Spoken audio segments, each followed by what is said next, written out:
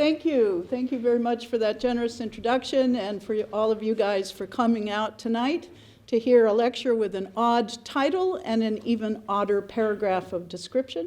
The handout you have is, as you can probably tell already, mostly bibliographical, and I'm not going to be sort of directing you to piece by piece, but you can more or less follow it. If you're wondering what the names of the law tracts are that I'm mentioning, you'll find that sort of thing between 9 and 11, so you can skip ahead to that if you want, but otherwise it's mostly just, homework for you guys to do in your spare time.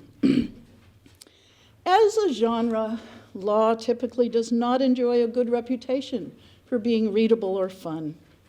If you have a child of a somewhat morose turn of mind, or a grandchild perhaps whose tastes incline towards the calamitously Gothic, you will probably be familiar with the work of children's book author Lemony Snicket, chronicler of the lamentable persecutions of the orphaned Baudelaire family. His take on the matter is typical of many, quote, "The one type of book that practically no one likes to read is a book about the law.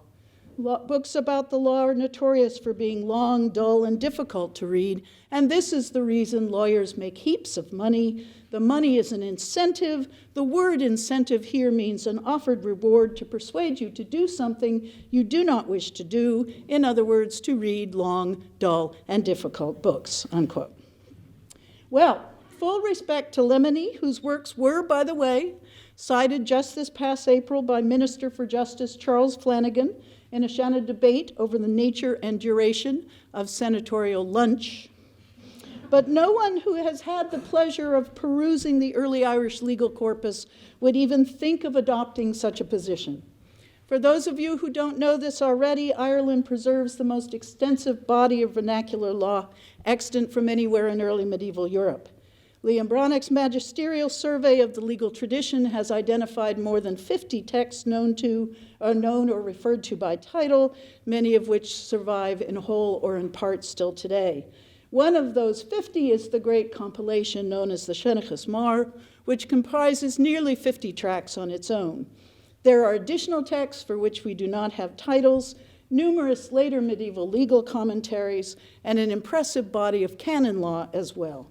These texts were, moreover, the work of professional legal specialists, the likes of which did not exist in England or continental Europe until the 13th century. It is a remarkable textual legacy, unparalleled in medieval Europe, and one of which Ireland can be justifiably proud. Of course, with law, as with fiction, much of what you get out of it depends on how you read it. One of the remarkable qualities of early Irish law is what one might call, for lack of a better word, its realism. And it is a pleasure to acknowledge in this setting that Dublin Institute professors and scholars have done more than anyone else in the world to edit, preserve, and explicate these priceless texts. Fergus Kelly's fascinating survey of farming in early medieval Ireland, for example, which is textually grounded in the laws, underscores the detail and precision characteristic of these tracts.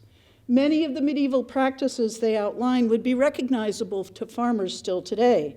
The manner in which bees are kept, for example, or in which barley is malted for ale. Of particular interest to me as a dog owner is the compensation to be paid by the chaperone of a defecating canine to the owner of the land on which the offending substance has been deposited. After one has cleaned the area and replaced the dirt, one is to offer the landowner an equivalent amount of butter or curds, a form of remittance that has given me a whole new appreciation for Kerrygold products. I have not yet had much cause to worry about some of the other issues covered in the laws, such as feloniously squirting hens or trespasses by my pet heron, but should either of these situations arise, I would know immediately where to go. Honestly, if I may be forgiven a brief plug for an Institute publication, all of us, and most especially Lemony, could do worse than passing a few evenings, perhaps with a whiskey in hand, immersed in Professor Kelly's book. That said, one of the things I hope to convince you of tonight is that there are additional ways to read the laws. approaches that start from other premises and are directed towards other ends. One is the idea articulated by Anglo Saxon historian Tom Lambert, that the work of the early medieval legal texts is not only to describe, or at least approximate, reality, but to, quote, promote a particular vision of society, unquote. The broadly coherent framework of rules and categories of which these texts are composed, he argues, constitute ideological statements that simultaneously reveal and promote an idealized moral order that is itself a proper object of historical study. We will return to the specifics of Lambert's argument later, but the point he is making is one very similar to one articulated by eminent French medievalist Marc Bloch. In every literature, society contemplates its own image. Preternaturally informed listeners may recall that Celtic scholar Princess McConna used this same quote decades ago to suggest that the significance of the female in early Irish mythology reflected of women's actual historical significance in society. My take on this process is slightly different. To my mind, it seems inevitable that social imaging of the sort Bloch refers to will interpret as much as mirror that which it purports to introduce. A few terminological and methodological clarifications to begin with.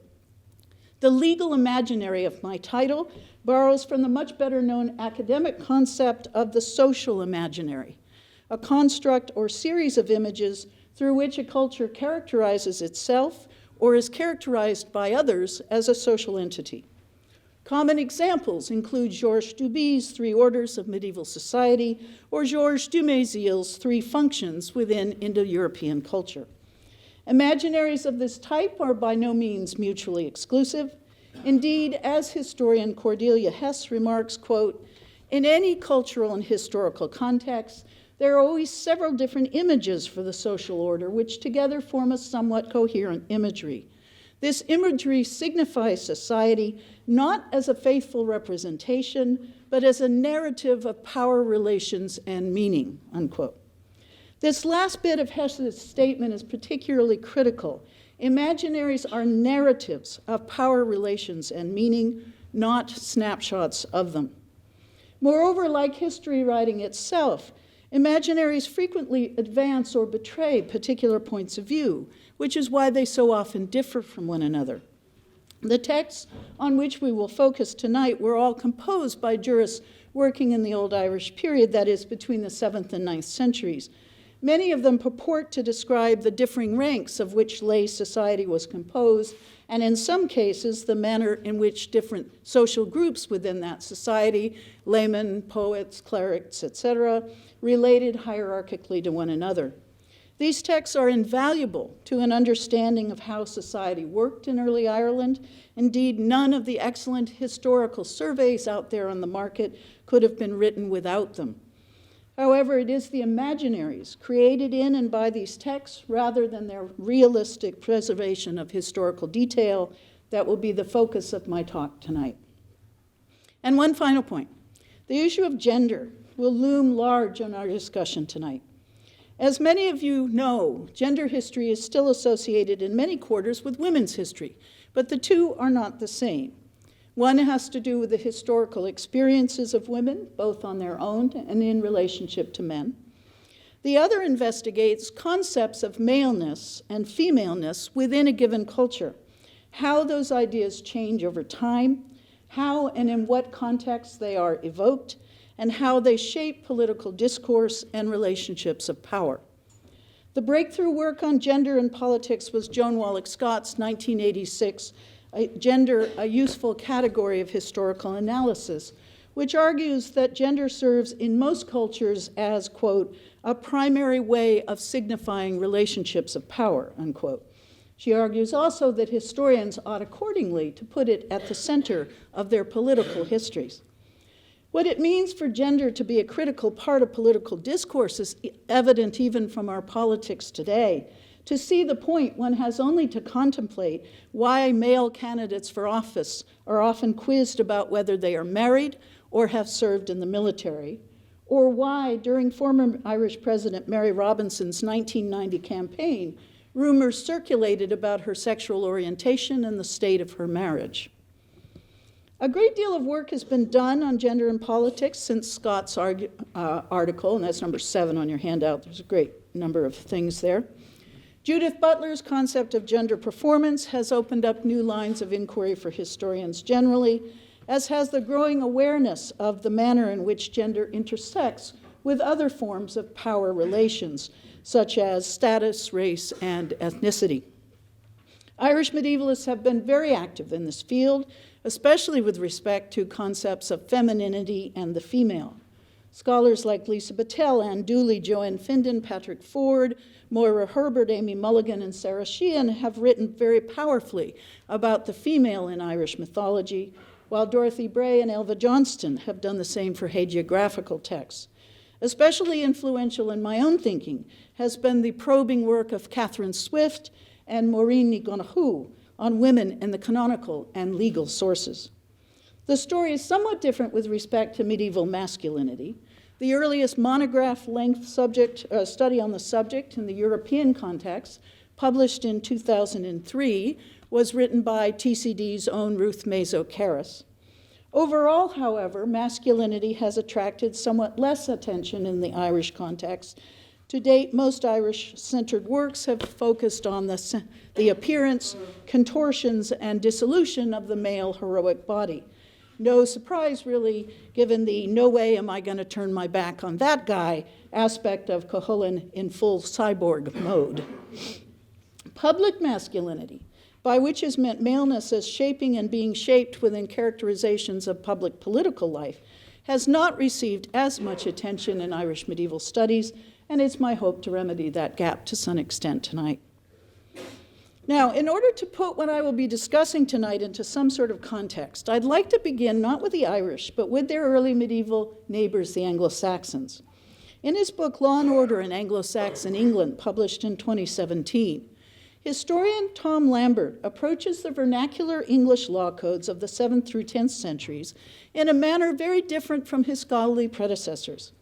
Although many of the controversies he addresses are fully in keeping with other scholarship on the laws, specifically the growth of kingship, the role of feud, etc., his focus is less on the historical realism of these texts than on the narrative identity they create for the culture as a whole. His goal is to understand the moral imaginary behind the laws rather than the extent to which they were enforced and obeyed. The intellectual core of this book, he says, quote, is an attempt to recover the vision of order that underlies England's early medieval legal tradition. The questions Lambert is asking of his sources seem to me to be valuable to put to the early Irish material as well. After all, there were numerous contexts and structural similarities between the cultures historically.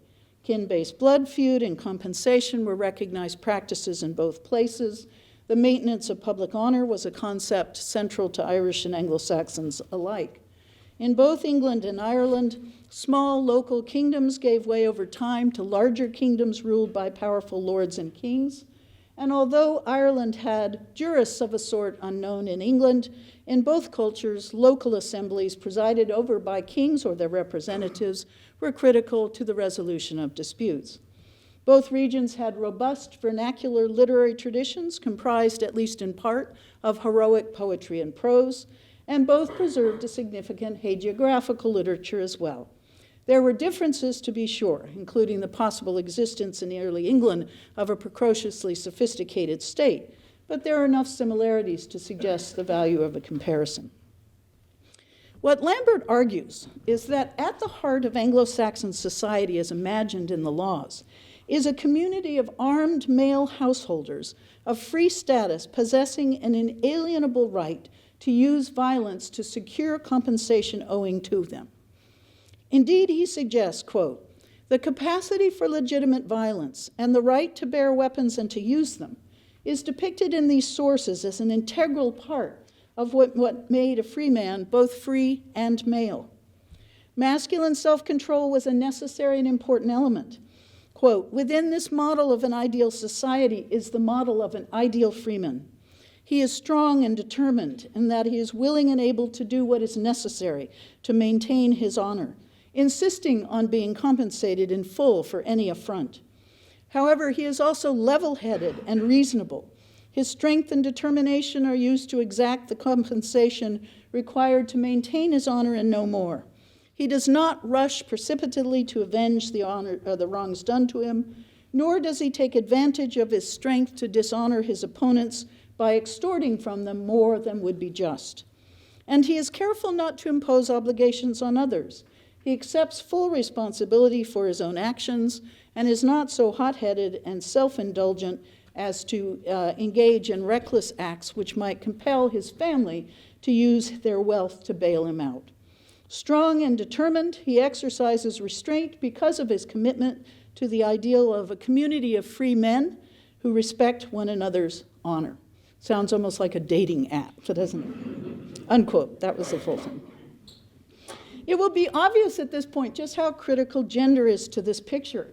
Women are mentioned in the sources, but mainly as that over which dominance is exercised. Otherwise, the female forms no part of this narrative of power relations. Rather, Lambert argues, the laws, quote, promote a particular construction of masculinity, one distinctly tinged by social responsibility. Implicit in them is a message about how the freemen who make up society ought to act to bring that society closest to its ideal form, unquote. And it is an ideal. One has only to look at other types of sources to realize, he says, that image and reality were not the same things. Quote, the fact that the laws promote a vision of society at variance with social realities in a number of important ways is significant in itself. The main thrust was to define who mattered. This was a society consisting of free males, unquote. Returning to the Irish material after perusing Lambert's argument is a somewhat disorienting experience because the narrative identities they create for themselves are very different. The critical importance of gender is a point on which English and Irish legal traditions absolutely converge, and we will return to that point later in the talk. However, there are serious differences in the ways they conceptualize basic aspects of society.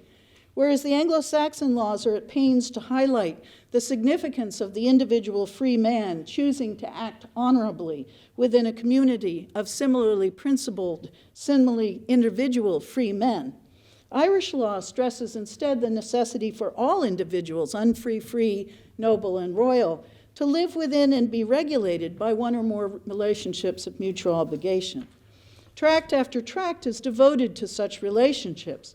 Coin Orrath on noble clientship, Coin Algane on base clientship, Coin Ilrath on fosterage, Coin Lonavna on married couples and other legal cares, Bretha Colvachesa on neighborhood relationships, and so on.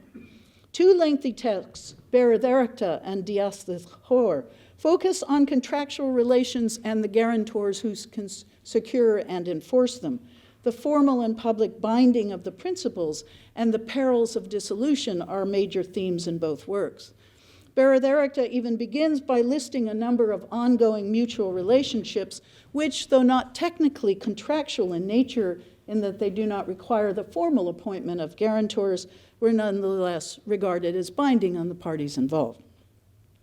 Indeed, it is almost impossible to overstate the extent to which words and metaphors for binding, meaning the binding of persons to or within relationships of obligation, commerce, supervision, lordship, or kinship, proliferate throughout the Irish legal corpus. The imagery can be startlingly literal. The Irish word for the main contractual guarantor is nothum, which means literally binding. One tract, Beredherecta, praises the dutiful son, quote, who is in a warm relationship of paternal piety with his father, properly restrained so that he can move neither foot nor hand, unquote. Others equate authority with the ability to constrain or bind, and subordination with its opposite. In the status tract Miathlecta, for example, the high status olive is characterized as someone who binds but is not bound.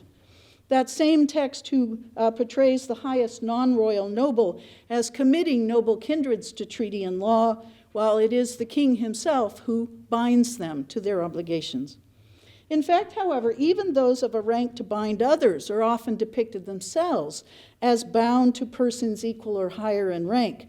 since to be honorably bound is to exist within the relationships by which settled life was sustained. This may be why the status tract Creath Gavlach portrays even over-kings, accepting fiefs of base clientship from more powerful lords. Indeed, one of the worst things one can be in the laws is literally not capable of being bound at all, a category to which Berederta assigns a variety of legally hapless souls, including fools, exiles, madmen, and castaways. These are individuals whose independence is so circumscribed that they can neither bind anything on anyone nor be bound to any agreement themselves, either because they are so rootless they cannot even be fixed to the landscape, or because the persons responsible for them can simply negate the arrangement. Other examples of the binding of persons or property are numerous throughout the laws. In fact, the jurist depictions of persons acting always within formally defined relationships rather than on their own as individuals may even explain the pervasive and, by comparison to other legal traditions of the period, highly unusual emphasis on contract throughout the Irish legal corpus. Even relationships that would not in other early medieval cultures be conceptualized as contractual in nature are depicted in this way. As Thomas Charles Edwards has argued, Creath Gavlach depicts kingship as a contract with obligations due from both sides. As he also points out, the Latin canonical texts do not portray rulership in this manner. Correspondingly, a tract governing relations between, among others, church and society is introduced and phrased in contractual language.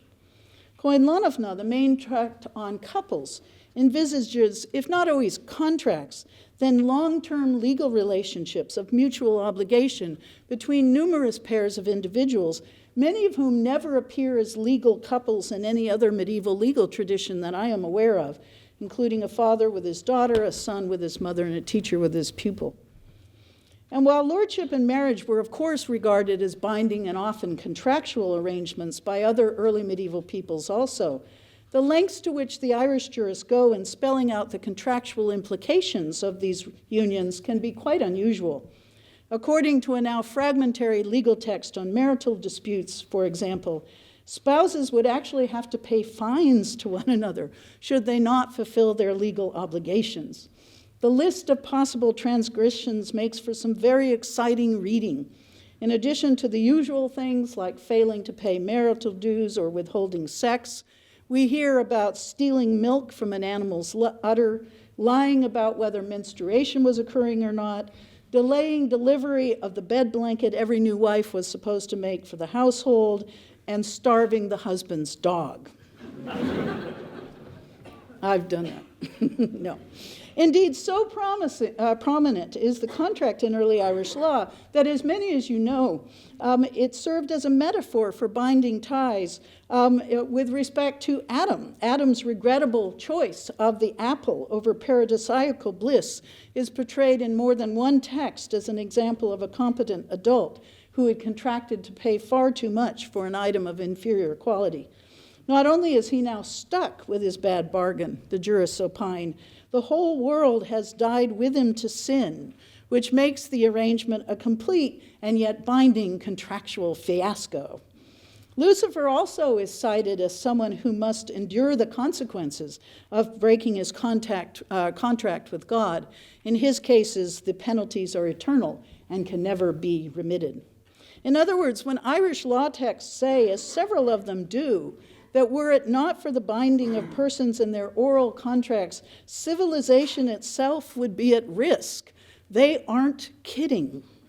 Quote, there are 3 occasions when the world becomes deranged, during an epidemic of plague, amidst an onslaught of war, and when oral contracts are dissolved, unquote.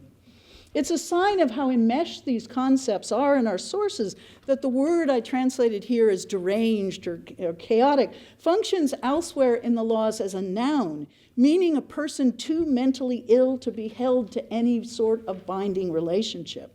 Individual chaos leads to cosmic chaos, when persons exist outside society's constraints, or when the bonds by which society is held together are dissolved, the world itself is imperiled.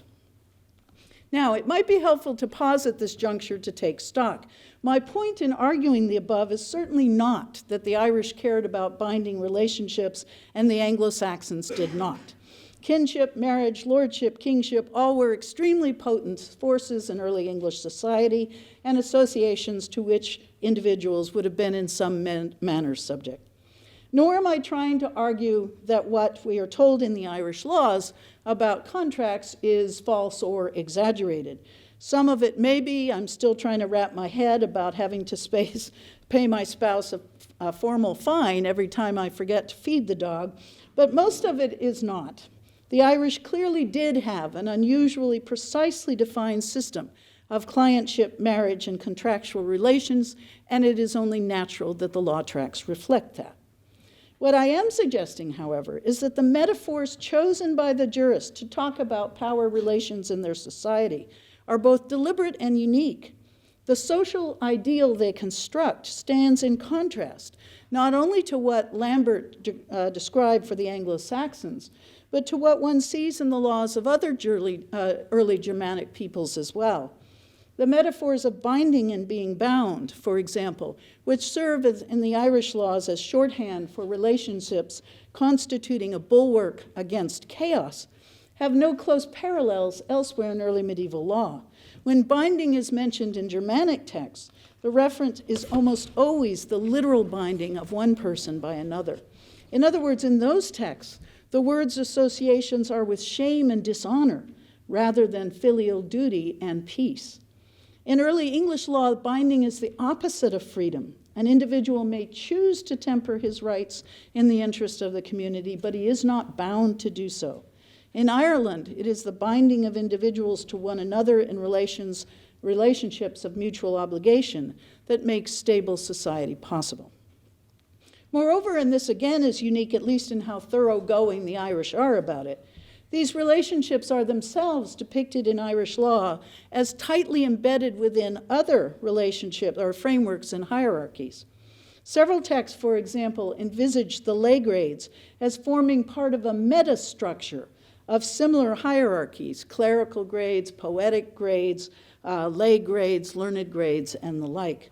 In the most prominent model, each of these hierarchies has 7 ranks by analogy with the church, and each is conceptualized as parallel to one another.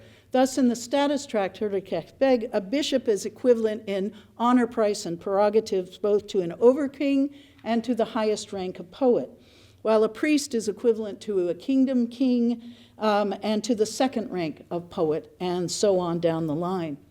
Schemas of this sort certainly reflect to some degree the jurist's well-known passion for categorizing, and this is how they are usually discussed. However, there may be more to it than that. The fact that the authors of the law tracts frequently do not agree on who is equivalent to whom in these frameworks suggests that it is the existence of the framework itself rather than the details that matters most. In other words, at the heart of the idealized moral order in Ireland is the belief that the stability of society is vested in the joining together of professions and social ranks, as well as individuals. Now, my title for tonight promised purity and pork. And you would be quite right to complain that neither has yet come into view. So it is time to turn, you're going to have to hold on for the pork though, sorry. It is time to turn our attention to other aspects of the topic. The Anglo-Saxon ideal, as Lambert constructs it from the laws, both assumes and perpetuates a certain vision of public masculinity. As we have seen, one aspect of this is the expectation that free males will act as relatively autonomous individuals. The visible tension in the laws between individual and corporate responsibility is, Lambert argues, resolved in his sources in favor of the individual. One can see this especially, he says, in how the laws handle blood feud. In reality, kindred solidarity would have been extremely important in such matters. However, he suggests the laws deliberately downplay the role of the kin in order to promote the ideal of an armed freeman acting on his own to pay what he owes or exact what is owing to him. Of course, the ideal male will realize the potential destructiveness of the feud and demonstrate self-control in pursuit of his claim, since the balancing of entitlements within the community is critical. Quote, the utopian vision of the laws is a society in which all free males maintain their honor, in perfect equilibrium, unquote. Another important aspect of Freeman's caretaking of the community is the command he exercises over the household and its inhabitants. The household was, Lambert argues, the key unit through which relationships and domination and subordination were structured. Women are not absent from the laws, he says, but rather bound into this vision of society through their subordinate relationships within the household to men. Gender is every bit as important to the Irish vision of social order, as the main Irish tracts on personal status make clear. Creath Gavlach, Miatlechte, and Urikecht Beg are well known to historians because they describe the grades of secular societies, and in two cases clerical and poetic as well, listing the ranks and prerogatives of each. There are some similarities with what we see in the early English laws. The household is conceptualized as a key venue, in at least two of these, for subordination and rule, for example. In fact, Creath Gavlach actually divides its account into two parts. The first centered on the Freeman household and the second on the household of the king. Because control over property and animals is defined in the text as a critical aspect of a Freeman's status, the first half provides us with a detailed accounting of the possessions Freeman farmers would have, various ranks would be expected to have. The sine qua non of lordship, by contrast, is control over persons. So Creath Gavlach's depiction of the noble grades and royal household centers on the king's guards and retinue and his relationship with his people. Women are essentially missing from both of these hypothesized households. Items used or owned primarily by women, such as dyes, needles, fleeces, and the like, are entirely absent from the list of items a freeman's household would be expected to contain. This is not because women were believed to be unimportant to domestic life or because they never appear in the laws. They do. Rather, women are missing because the female was not an important aspect of early Irish polity as the author of this tract was constructing it. Another similarity with the Anglo Saxon laws, and another reminder, if one were needed, of the deliberately narrative quality of the accounts on which we're focusing. In the status tract Miatlechte, the centrality of the household is more implied than overt, in that the lowest social ranks are imagined as not possessing households at all. In contrast to the well-fed nobles with their retinues and entitlements described early in the tract, the lowest grades are portrayed as literal outcasts from society, wandering alone in the marshes and surviving on the leavings from someone else's cooking fire. All have been cut off from society in some way through poverty, cowardice, or bad behavior. And indeed, some are portrayed as just barely human. Near the bottom of the hierarchy, for example, are the contortionist who distorts his human body for the amusement of others, and the Sinnach Brochlige, the fox of the cooking pit, who begs and steals and cares not what he eats. First on the list of 7 different criteria Miatlechte gives us by which men are to be judged is growth, appearance, form, or even loveliness. And while it would be easy to see this as hyperbole, in fact it is anything but. This emphasis on appearance and human form is rather a statement about gender, and specifically about what it means to be a free male in Irish society. For as Professor Karras reminds us, quote, femininity is not the only category opposed to masculinity. Both childhood and bestiality functions also as opposites of manhood, unquote. In Miatlechte's fox and contortionist, we thus see gender and status intersecting. To be fully and publicly male is not only to appear human, but to act it by being connected to others. It is not only to be warmed by flames, but to kindle those flames on one's own paternal hearth. For the Irish jurists, as for the Anglo Saxons, public masculinity was what mattered, and it was centered in the body as well as the society and the household. But how was this masculinity depicted, and what role was it imagined as playing? Here we see striking differences with what Lambert has proposed for the Anglo Saxons. First, violence is consistently depicted in the Irish legal material as the prerogative of high-status males rather than of freemen. Creath Gavlach, for example, associates warfare primarily with kings and the enforcing of various legal and treaty obligations with members of the nobility. In Miath Lecta also, kings and nobles are envisaged as being the ones to take captives and engage in warlike activities. Apart from that, violence in that text is limited to three special military ranks: the Idne, who travels with his retinue of armed male relatives; the Onruth, a man of forthrightly military focus whose honor price actually consists of weapons and who is said rather alarmingly to, quote, kill a man in every quarter of the 4 quarters of the year, unquote; and the Doa, a person involved in some unspecific manner with avenging his honor and that of others.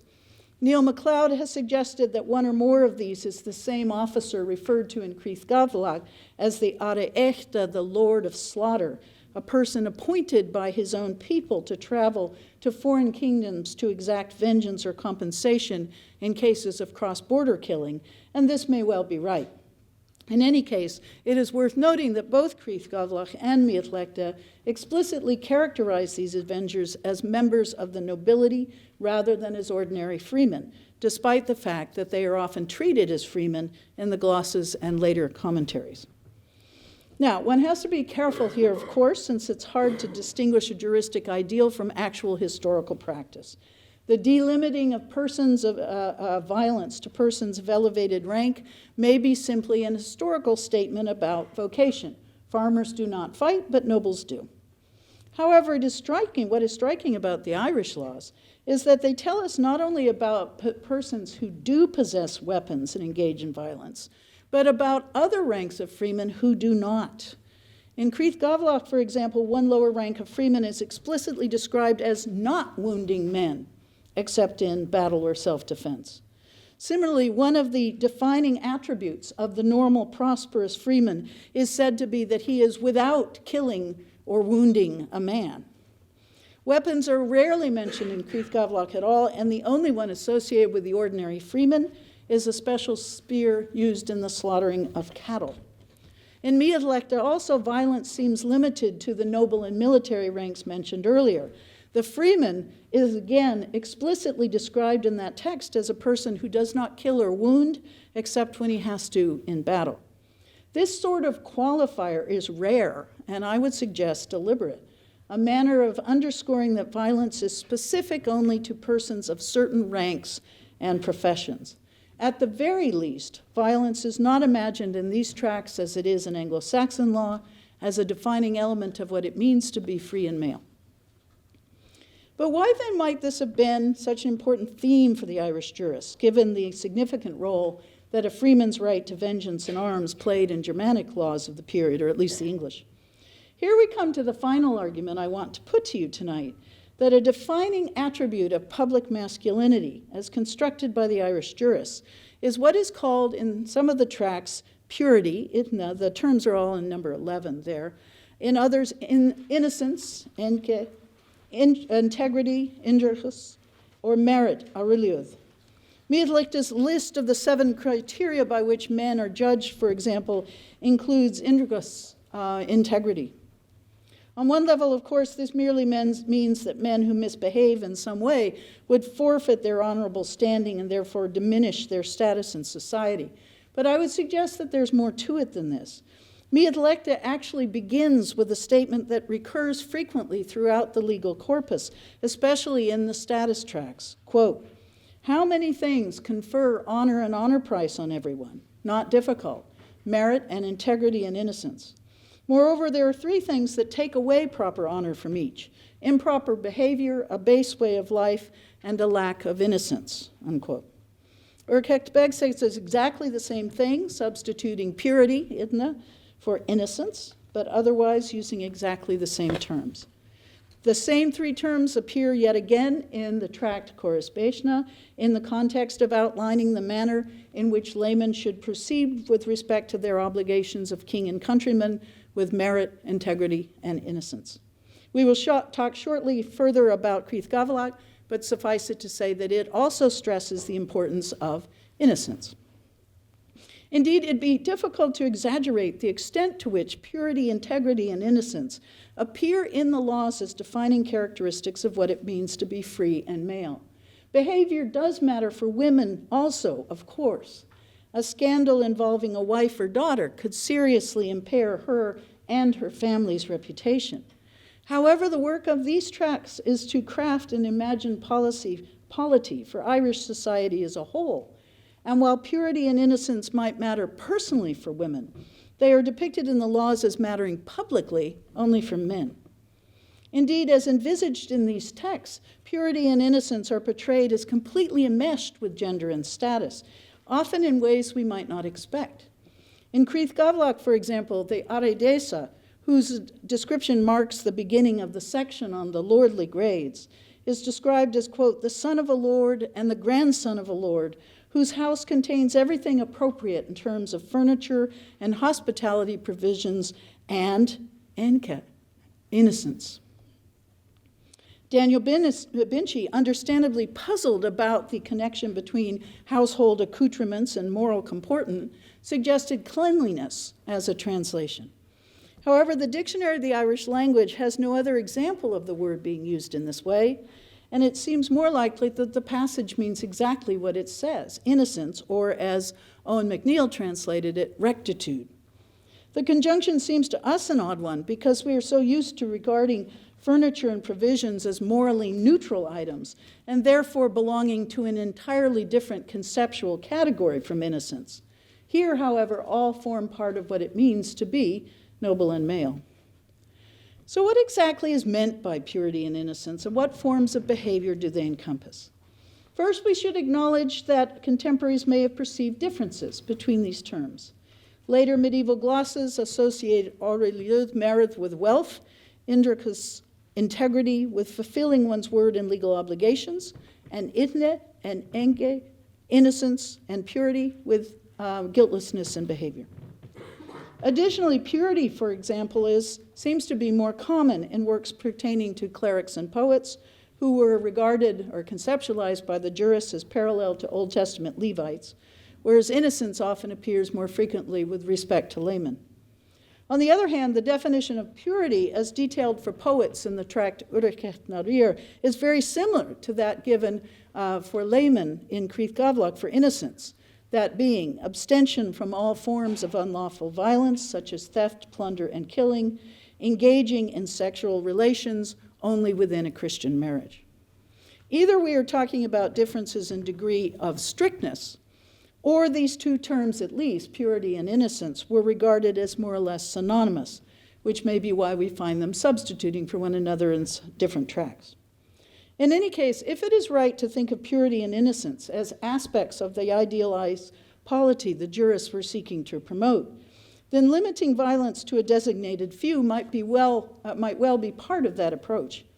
For the Irish, the right to engage in violence is not a defining characteristic of what it means to be male, but rather what it means to be noble and male. And even high-status violence is depicted in these texts as being exercised within some moral boundaries at the appropriate times, against the appropriate targets, and with the requisite number of men. We see a similar intersection of gender and status with respect to sexual behavior. To be male is not necessarily to be of high rank. All of these texts mention lower-class men whose claim to status was limited by their age, wealth, or place of residence. On the other hand, to be of high rank is for all the jurists to be fully and sexually male. In Creath Gavlach, for example, control over sexuality is portrayed as a crucial part of what it means to exercise authority. Only freemen are depicted in that text as sexually active, and the progression from noble to king is marked in part by increasing number of properly married couples that the person is expected to have in his retinue. By contrast, men of lower status, whether by virtue of age, occupation, or wealth, are imagined in these texts as exercising authority only over the pairing of the animals in their care. Rank implies coupling, higher rank implies higher status coupling, and authority over the fertility of others. Indeed, some low status ranks are depicted as only partially male or even as not male at all. Thus, whereas the normal Irish freeman, receives his honor price in cattle. The low-status Inol of Urkek Beg receives only a fleece, a ball of yarn, or a non-laying hen, items that construct him as either female, infertile, or both. The honor price due to the lowest grade in Crith Gavlak, a rank explicitly defined in that text by boyish beardlessness, ranges from a sewing needle to a female yearling heifer, while the customary food rent of a minor without living ascendants is a male but castrated sheep. Similarly, the Boreltach of Miatlekte, who grazes cows on the land of others, is explicitly said to have no honor price or franchise because, quote, and this is the text, it is the work of a child or a woman that he does, unquote. Gender and sexuality are thus crucial aspects of the manner in which power relations are constructed in these tracts. However, so too is purity, for it is not sexual activity itself that signals masculine authority, but rather engaging in illicit sexual relations as defined by the rules of the church. Urchek Narir defines purity of body as, in Professor Bronick's wonderful translation, having only one wife for one perishes through dark cohabitation aside from one chaste woman on lawful nights, unquote. Crith Gavlak is less poetic in its description, but even more specific about what it means for a freeman to be innocent, quote, free from unlawful violence, quote, and he with his proper marriage and chastity on feast days and Sundays and in Lent, unquote. Similarly, Brethanevid Dedenach asserts that not merely clerics and poets, but lairds and laymen also are impaired by illicit cohabitation. This conjunction of gender, status, and moral comportment reveals itself in surprising ways. Crith Gavlak describes the most prosperous rank of freemen as, quote, a freeman of chastity who has every item of household equipment in its proper place. Amongst the items it thus then proceeds to list are not only the tools needed for farming and hospitality, a cauldron, a vat, agricultural tools, full ownership of a plow, but an ever-living fire. The text does not identify this fire explicitly as one burning on the ancestral hearth from generation to generation, but that seems a reasonable implication. The conjunction of these terms may seem odd, but it is, I think, deliberate. Chastity, status, and the hospitality relationship between the peaceful, free farmer and his betters are the critical elements, both of masculine identity and of social stability. But what then are we to make of this enjoining of chastity on laymen and on strict chastity terms? The late and much lamented Donacha O'Royne suggested that provisions like these might indicate an unsuccessful historical attempt to extend the stricter sexual rules associated with the clergy to the laity at large. This may be right, but there is not other evidence to this effect, and it's hard to know when and by whom such a move might have been effected. I would suggest instead that the emphasis on purity be contextualized as a component of the idealized social order the jurists were constructing in their work. Discussions of purity were not, after all, unique to Ireland. Moshe Blidstein has identified a rich tradition of what he calls purity discourse, beginning in the 1st century of the Common Era and stretching throughout late antiquity. Similarly, other scholars have shown that purity rituals and language served throughout the Middle Ages to help individuals and groups transition to new identities and define themselves as distinct from others around them. Sexuality was always a flashpoint in this discourse, with some taking the view that purity was incompatible with sexual activity at all, and others that sexual relations conducted within marriage were acceptable. Augustine of Hippo's insistence on complete sexual abstinence, for example, posed a significant challenge to traditional Roman concepts of male citizenship and authority, in which the sexual was also a political act. Augustine's near contemporary Faustus of Riez, by contrast, de-emphasized sexuality as an aspect of male civic authority in favor of the social relationships that bound men to God and to one another. In Conrad Leiser's words, quote, if a man could no longer be judged by his ability to resist the lure of women, what remained was how he would relate to other men, unquote. For Faustus, reciprocal relationships of duty and obligation between males recapitulated God's relationship to his creation and became the basis for a new understanding of a specifically Christian citizenship. Irish intellectuals may or may not have known of this late antique tradition of purity discourse. The Irish missionary Columbanus was certainly acquainted with De Gratia, the work in which Faustus put forward his ideas, but we don't know whether he encountered it in Ireland or on the continent. My main point in adducing this tradition is not to propose a necessary link between these writings and the Irish laws. Rather, what I want to suggest is that purity language might have served a similar purpose in Ireland as it did elsewhere at other points in the medieval period. We know from several sources that the major challenge for jurists of the 7th century, when our earliest extant tracts were written, was the reconciliation of native and Christian traditions. Scholars still today disagree on whether it is possible to recover anything substantial of pre-Christian native custom through the tracts as they remain to us. However, all would agree, I think, that the existing legal texts represent some sort of fusion between these two bodies of law. Even more significantly for our purposes, all would agree also that the joining of traditions together was a consciously imagined act on the part of the jurists, who characterized what they were crafting as a new and self-aware body of law that would, going forward, embrace past, present, and future. Native intellectuals were thus purposefully reinterpreted by the jurists as Old Testament Levites. Passages from Latin canon law were translated into what appears to be archaic pre-Christian Irish. And similarly, the great legal compilation, the Seanchas Mar, which may have originated in the monastery of Armagh, was given its own origin legend in which Christian and pagan were explicitly reconciled. What we've been looking at tonight, I suggest, is another aspect of this process, the creation of an imagined social and moral order for this new society. One of the questions Blitzstein raises in his work is how one can tell whether purity language is to be taken seriously or not. In other words, are phrases like the ones we've looked at tonight, in his innocence, manner to be judged on integrity, and so on, actually meaningful? Or are they merely general statements about propriety that don't have any specific reference? Blitzstein articulates a number of criteria for determining this, including the number of purity terms in use, the frequency of their occurrence, and the specificity with which they're defined. If all these elements are in place, he argues, then we are dealing with purity not as a vague notion of propriety, but rather, quote, as a specific part of a conceptual structure, unquote. This sort of conceptual structure is, I propose, exactly what we're seeing in the Irish status tracts.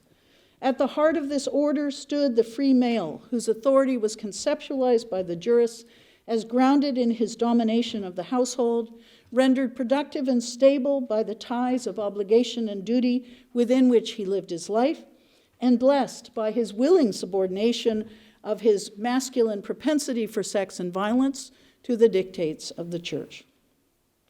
And that brings us finally, some might say, improbably to pork. As many of you know, Creath Gavlach is a text frequently used by learners of Old Irish. One particularly entertaining passage characterizes the prosperous Freeman as a man of three snouts. Helpfully, the text then defines these three snouts for us, for the baffled student. The snout of a pig bacon, a bacon pig, hanging on a hook. The snout of a plow piercing the earth so that hospitality can be offered to king and bishop when they come with their retinues on circuit.